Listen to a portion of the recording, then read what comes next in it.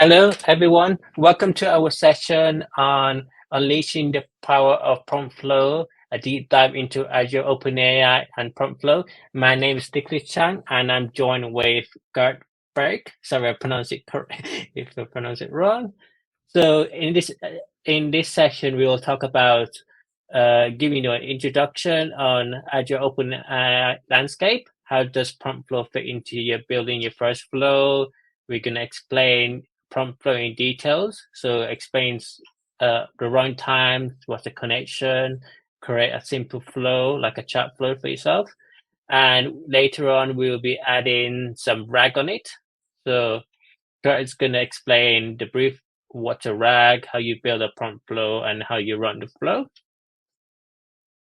So my name is Nicholas. So I'm a senior platform engineer at Canis, and I'm recently a new Microsoft Azure MVP, and a primary focus of is DevOps and especially Microsoft Azure. I'm a blogger, speaker, and I enjoy learning about Azure, and you can find my blog here and social media sites here. Yeah. Hey, hello. My name is Geert Baeke. So I'm an Azure and AI architect for a company in Belgium called Kronos. I'm also a Microsoft Azure MVP, and I'm heavily involved now the last months with lots of generative AI applications at customers. Yeah, you can follow me on my blog or on YouTube if you're interested in this kind of stuff, or also maybe cloud native and Kubernetes related material. So before we get started, I want to say thank you for the organizer for this year's Azure Spring Clean from Thomas and Joe Colley. So there's a lot more session in there. So keep go look at the schedule and keep learning. It's gonna be fun.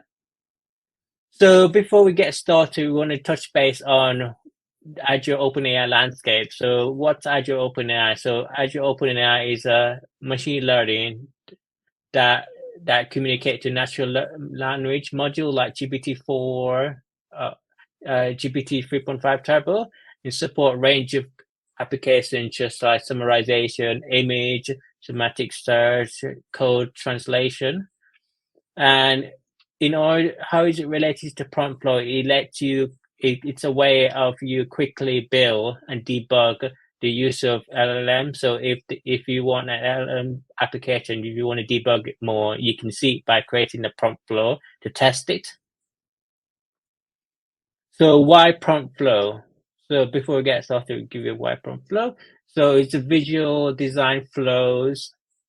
It links LLM prompts and Python tool in a flow,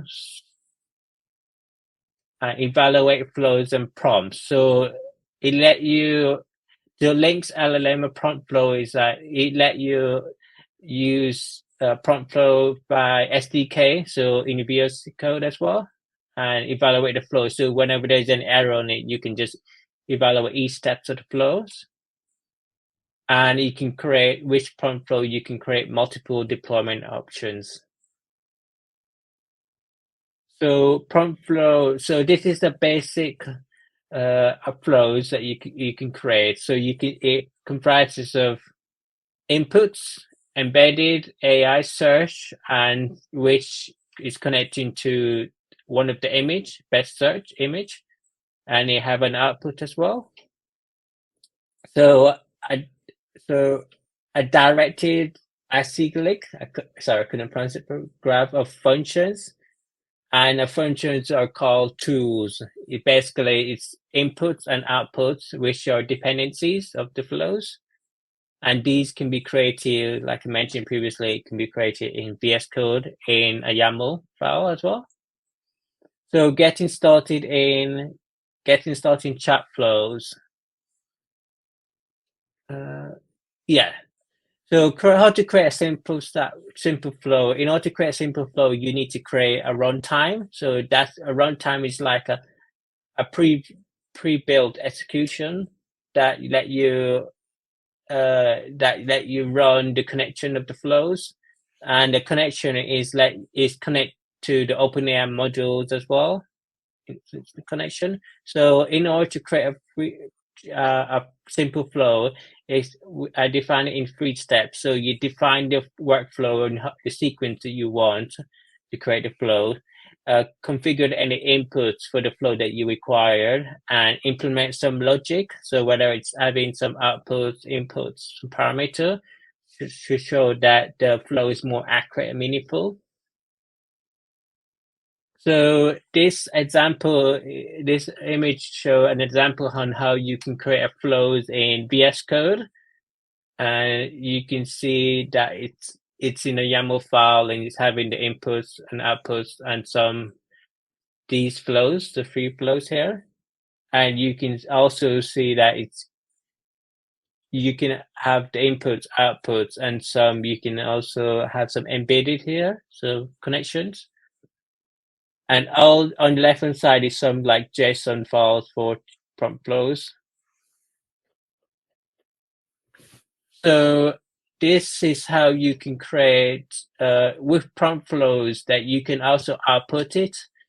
So the output files you can output it for debugging on VS Code as well. The previous screen I mentioned showed, and this you can also these are the location of the flows itself. It's in YAML and it's a text file, so it's easier to output. So in this, I'm going to quickly show you how you can create a simple chat flows. Yeah. So Yeah, that's the one. to get started with OpenAI, I created an OpenAI resources. Let me just show you. Oh, password. Sorry, I need to cut this out of the.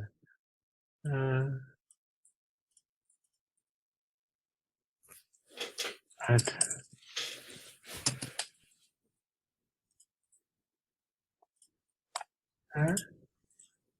Oh yeah, this one I don't need password. Okay, cool. Yeah, so to get started, I create OpenAI. I'm going to create some OpenAI resources, and we're gonna. I've also created deployments. So I'm going to be using Azure Spring Clean deployment, which is GPT-4 Turbo. And for the chat, I've also you can also put in a system message. So in this case, in this demo, I'm going to create like, you are a nerdy assistant. Can't spell. And then we can use that same system message on prompt when you create a prompt flow message as well. So in here, so I've created, this is to get this view, it's simply the machine learning. So let me just zoom in, the machine learning in Azure. So to get started, I create a compute. So compute is similar, it's like a VM that stored your runtime in order to run on. So in order to get started, you have to create a compute first. So I've created a compute and it's sitting on this VM, a standard DS11 V2. And I call it Azure Spring Clean. And so when I go back to Prompt Flow, so I've created a connection. So the connections I'm using is Azure OpenAI. So a connection to Azure OpenAI. And I also create a runtime. I will be describing what's a runtime on connection briefly after some slide. So runtime depending on the compute to run as well. And so to create a simple flow, I've created a simple flow here. I just bring clean flows. So it's a simple chat flow, but you can also create different flows here. So different type of flow. So the flows that I created is chat flows here. And create VS Code. Yeah, so the first of the flows is when you create a chat flow, you always have to connect into your Azure OpenAI. So my Azure OpenAI connection name is connection. And you see the deployment name that I mentioned previously, it's Azure Spring Clean. So that's my GPT-4. And I type in your nerdy assistance as well here. And you can see it's still based on input. So input is based on your message that you want on your chat. And if I type it anything, so here, so you can see it's working here. So I would, if I type hello, sometimes it takes a while. You can also export this in Python as well, run it as well. So it's quite good. Yeah, so you can see the amount of amount of token it generates, so 112 token time spent. And once, if you close this, you can see like a basic flows on your chat, which is the chat option I showed you before. I have have two option inputs and outputs. So go back to your history. So remember, go back. And so Geert is going to explain how you can rag into the prompt flows. Yeah. Okay. Thank you. Yeah. So what Nicholas indeed showed was a simple flow that starts from an input and then goes to an LLM and then gets you an output. That's of course fine, but you can do that in the studio as well. So what we're going to do here is basically create a more like complex flow that uses your own data, because an LLM of course does not know about your data. So we have to find a way to let the LLM generate answers that are based on retrieved information somewhere. So the thing what we're going to do is we're going to look somewhere else. When a user asks a question, we're going to look somewhere else for relevant information. That could be your SharePoint documents, that could be any database that you have. Then we're going to present those results to the LLM to basically generate the answer. And that's why it's called retrieval augmented generation. You let the LLM generate something based on what you retrieved somewhere else. And to show you how that works in the next slide, it's basically something like this. So you have a database somewhere. Often that database is called a vector store, because we're using a specific way of retrieving information. But really, to be honest, the vector store could be anything. It could even be a SQL database. It could be a search you do directly in SharePoint. It could be a search you do on the web, even with Bing or whatever you want. So it doesn't have to be a vector store. But in this case, in the demo also that's coming, we're going to use a vector store to do that. So what we're going to build is actually an application that lets, say, a user find images based on the text. So for example, you'd like an image of a cat, you just type in the word cat, or a tabby cat, or a cute cat, or something like that. And that query is then going to be used to do a search in our vector store to find descriptions of images that are similar or very close to what we have typed in the query. And what we are going to do is we're going to just take like 2 or 3 similar of those items, and we hope that those are pictures of cats, hopefully. And then that information is going to be fed into a prompt, and we're going to use prompt flow for that, to feed that information into a prompt, and then use an LLM to make the final decision. Because, for example, I could ask for an image of a cat, but the database could also give me other images which are not that relevant to the query. So we're going to let the LLM decide in the end what's the most relevant picture to return. And then we can use that in an application that we build ourselves, for example, that shows the image that we were looking for. So you'll see what we need in the next slide. What we'll need to have is some kind of database, right? And we're going to use Azure AI Search for this. And Azure AI Search allows you to create indexes. And these indexes, they contain things like, in our case, a description of the image, of like a tabby cat or whatever kind of description that you want. The descriptions in my database are quite long because I let them be created by GPT-4 Vision. And GPT-4 Vision generates detailed descriptions of a photo. So there's much more information than just a cat in the database. And then, of course, we have the URL to the image. The image itself is not stored in the database. That's here just for reference, to have an idea of what we are going to do, what we're going to retrieve. But that's the data. Now, the problem is here, if I would search with this kind of data, if I would search for a cat, that would give me a result. But if I were to search for something like, let's say, a feline creature, or something that describes a cat, but I don't use the word cat, I wouldn't get a result. So I need to find a better way to get me similar images or similar descriptions to the query that I typed. And in the next slide, you'll see that indeed we will go from this to something else. And that is, we're going to include a vector. And a vector basically captures the meaning of text. So we create a vector of the description. And now, if, for example, if we search for something like feline creature, yeah, it will actually understand that feline creature is quite close to cat.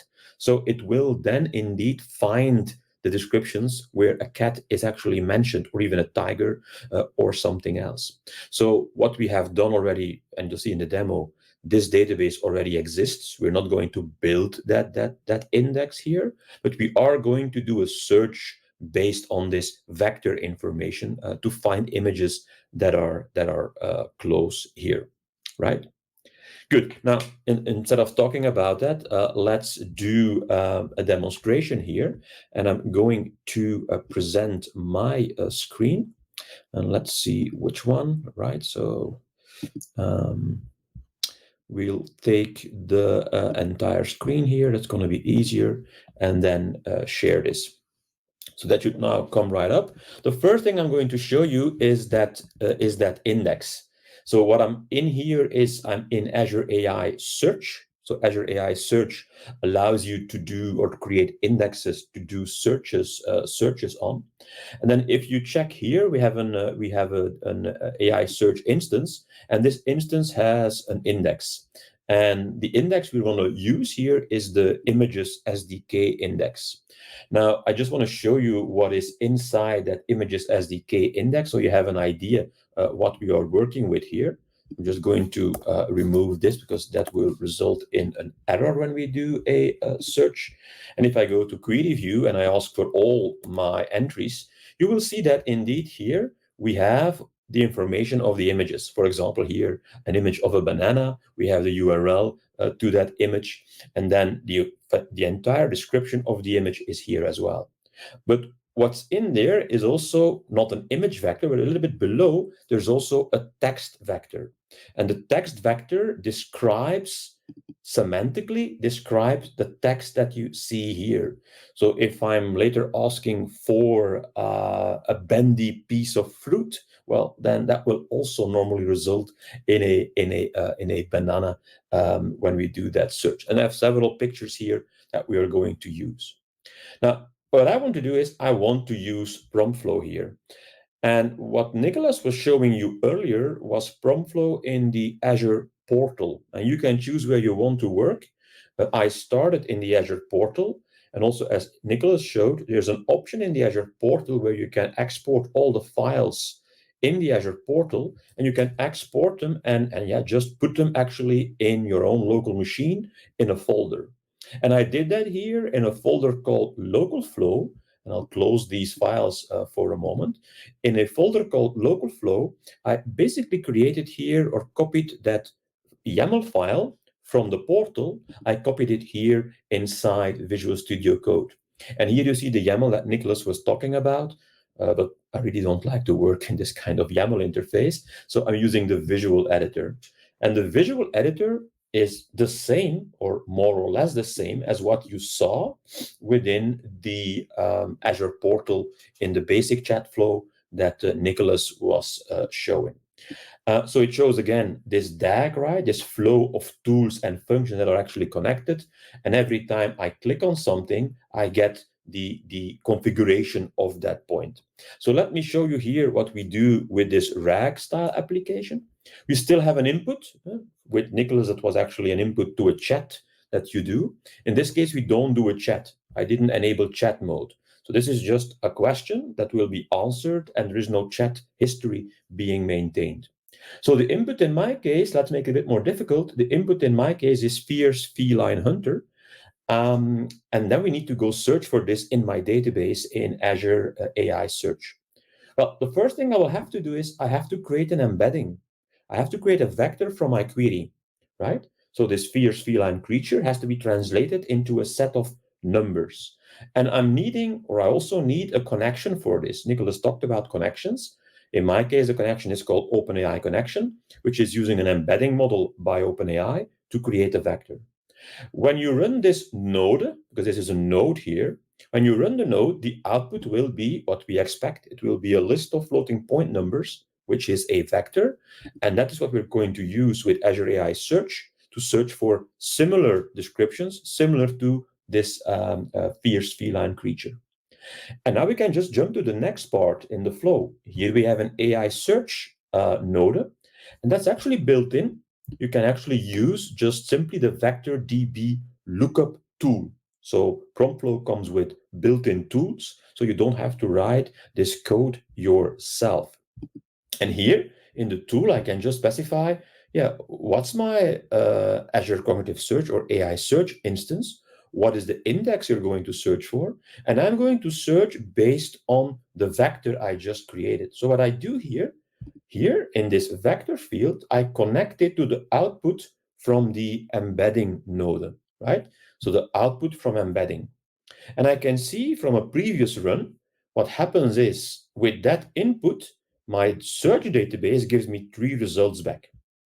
The first result is going to be an image of a cat.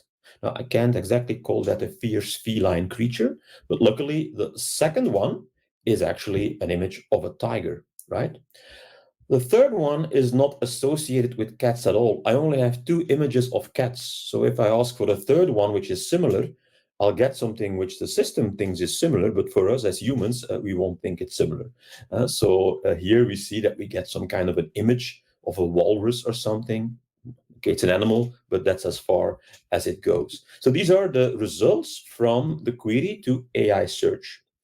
The problem is that these AI search queries, the result I get back is too much. It's too much information. And I want to make it simpler for the LLM that we're going to use later to use the information. So what I put actually after AI search is a custom tool. And so with Prompt Flow, you can write your own Python code that takes in the results from a previous node, that's here, the AI search results from AI search. And I'm just going to create a simpler context variable here that puts the name and the URL and so on in a more simple form as output. And I can see that here, if I go to the search results Python thing here, the input was this more complex AI search thing. The output is just going to be a simple text with name and URL and description. And it's this I want to give to an LLM because I want the LLM to make the final decision. Look, you got 3 pictures, you got a cat, a tiger, and something else. You pick out the best one that matches fierce feline creature. So that word fierce there, I would expect that the tiger comes out from this choice. So this is an LLM call. Again, we need an OpenAI connection here. I'm using a chat model. I'm just using GPT-3.5 Turbo. I could use GPT-4, but I don't really have to in this case. And I'm asking also to return JSON. You can tell an LLM model, you can ask such a model to basically return a JSON object. Now, this of course needs a prompt. It's an LLM, so a prompt is required. These prompts are created in a Jinja template. If you've ever worked with Python and Jinja templates and website formatting and so on, you probably know what Jinja is. In this Jinja template, you put your system message. I clearly say what I want. I want an URL in JSON returned. And I give this Jinja template an input. That's the original user's question. That's coming from the input node. And then the simplified search results in Python, which is just those 3 pictures. So this is fed to the LLM using this kind of template. And that means that when we run the LLM node from a previous run, we can see this. We had some input, but the output is just a simple JSON. And here you see indeed the JSON or the image that was selected, that was this tiger image. So the LLM made the final choice out of the 3. It said, you know what, I think the tiger matches the description best. Now, what I want to do in this kind of tool here, we're a bit further now in the flow. After the image was selected by the LLM, that's this best image node here, I want to return a couple of different things in the output. In the output, I want to return data, and that will be the base64 representation of the image. So I can use the image directly in a source tag and an image source in HTML. I want the simple URL here, which is just the text, not the JSON. And I also want the original search results, which is coming from higher, which is coming from here. I also want that to be in the output. Now, in order to get the URL, I'll need some Python for this again. So what I'm doing here is a simple Python file that takes the image JSON, it extracts the URL from that JSON and returns it. As simple as that. The image in base64 encoding, that's a bit more complex, but not too complex. We just take the URL. We're going to get a URL using HTTP from the internet. We're going to then base64 that content we got, the image, and we're going to return that base64 string to the output later. And if I don't find an image, it could be that the model doesn't find the correct image, then in that case, I'm going to just send a placeholder that says no image was found. And then, of course, these outputs from these Python code pieces are then just put in the output here.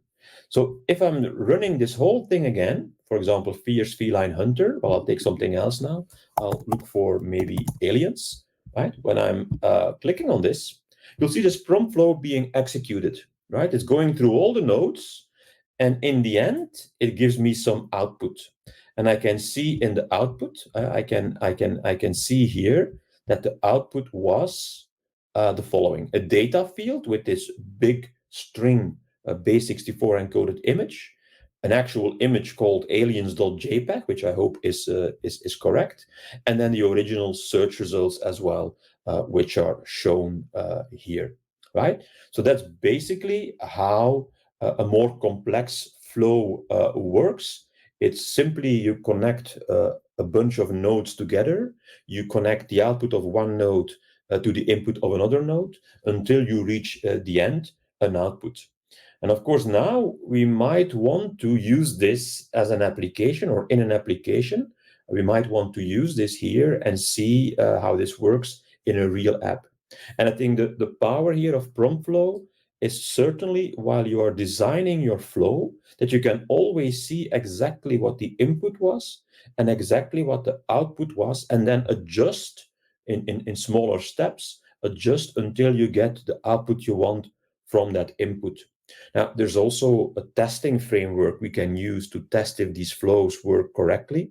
We don't have enough time to go into that, so we'll maybe do that at some other occasion.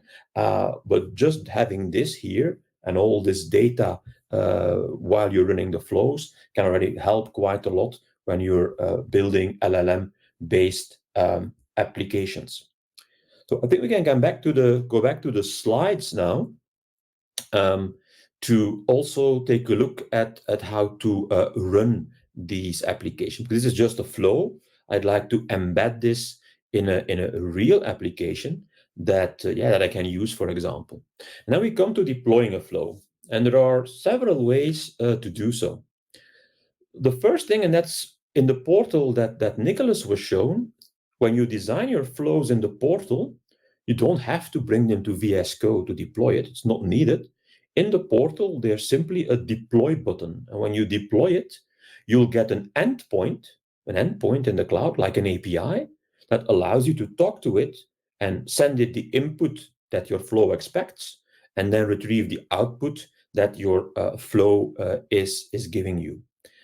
But if you're using prompt flow in VS Code, you have different other possibilities. You can, for example, easily create a container image and run the flow in something like container apps or Kubernetes or any other place where you can run containers. You can also embed your flow as a function in a Python app, and we'll show that in a moment how that works. Or you can just build an executable that you can just run on your machine, and it will expect some command line input and give you some output.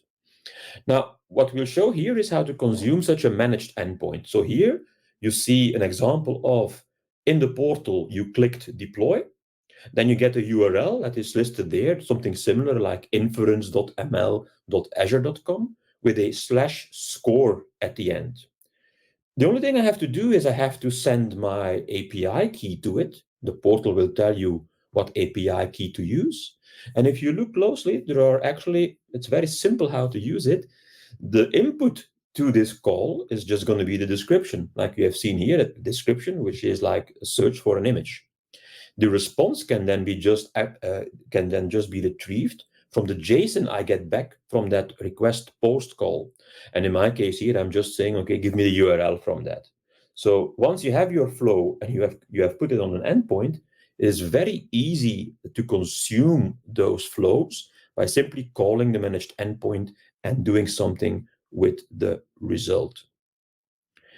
Now, in the next slide, you will see that we are going to do it a bit differently. We are going to embed a flow directly in a Python app. So if you look, and we will make it a bit larger here, the code that you see on the screen in the next slide, you will see that importing that flow, if we just wait, I have to click one more time to show the animations.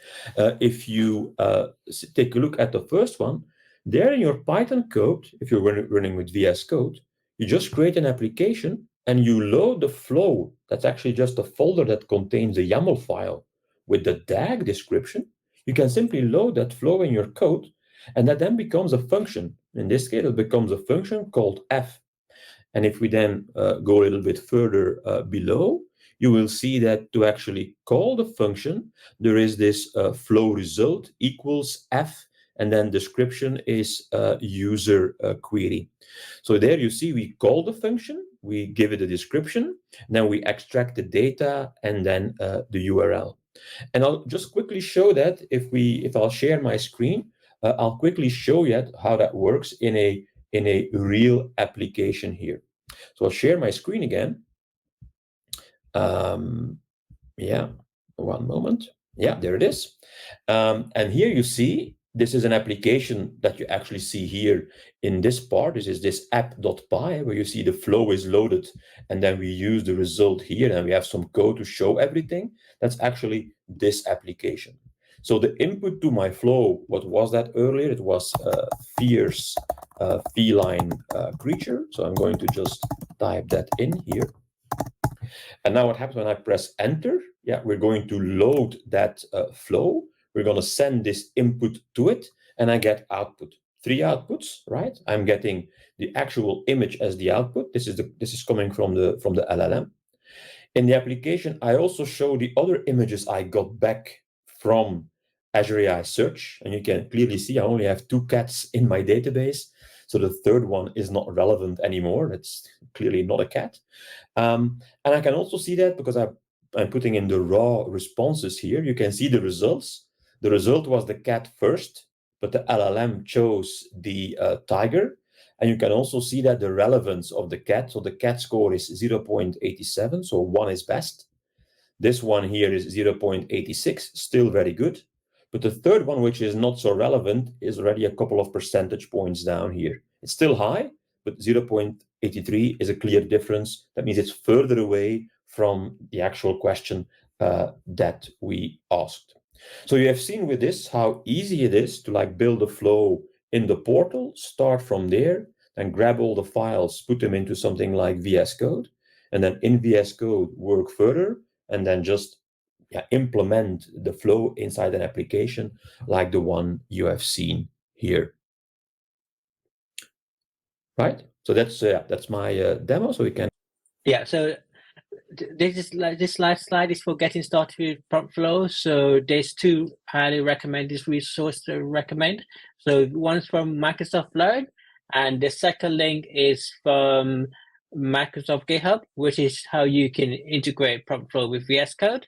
So I hope you enjoy this session. Thank you, everyone, and hope you learned something about Prompt Flow, and it's worth to experiment on it. So any question, just ping us a question and social media and stuff if any question regarding this session. And thank you. Bye. Thank you. Bye-bye.